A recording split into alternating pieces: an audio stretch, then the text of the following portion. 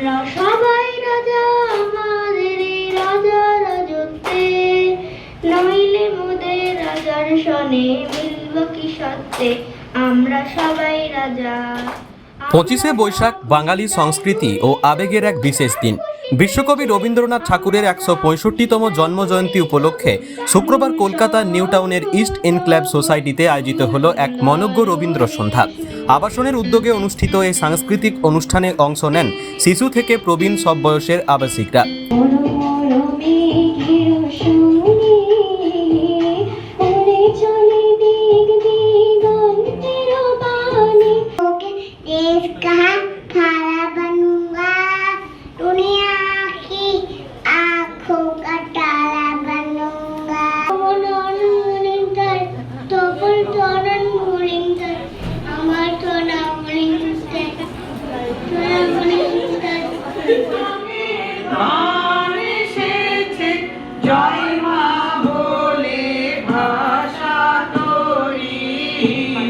সন্ধ্যা নামতেই আবাসনের প্রাঙ্গণ ভরে ওঠে রবীন্দ্র সঙ্গীত, কবিতা, আবৃত্তি এবং নৃত্যের মাধুর্য।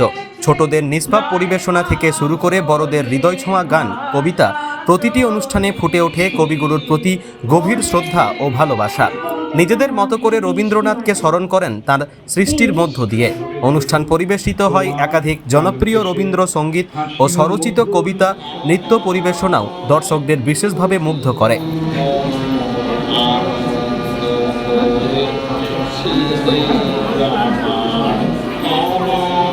পুরো অনুষ্ঠান জুড়ে ছিল এক আন্তরিক ও পারিবারিক আবহ, যা আবাসনের সাংস্কৃতিক বন্ধনকে আরও দৃঢ় করে তোলে। উদ্যোক্তারা জানান, প্রতি বছরই তারা এই ধরনের সাংস্কৃতিক অনুষ্ঠানের আয়োজন করে থাকেন, যাতে নতুন প্রজন্মের মধ্যেও রবীন্দ্র চেতনা ও বাঙালি সংস্কৃতিকে জীবন্ত রাখা যায়।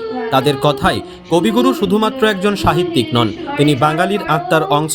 তাই তাঁকে স্মরণ করার এই প্রয়াস আগামী দিনেও অব্যাহত থাকবে।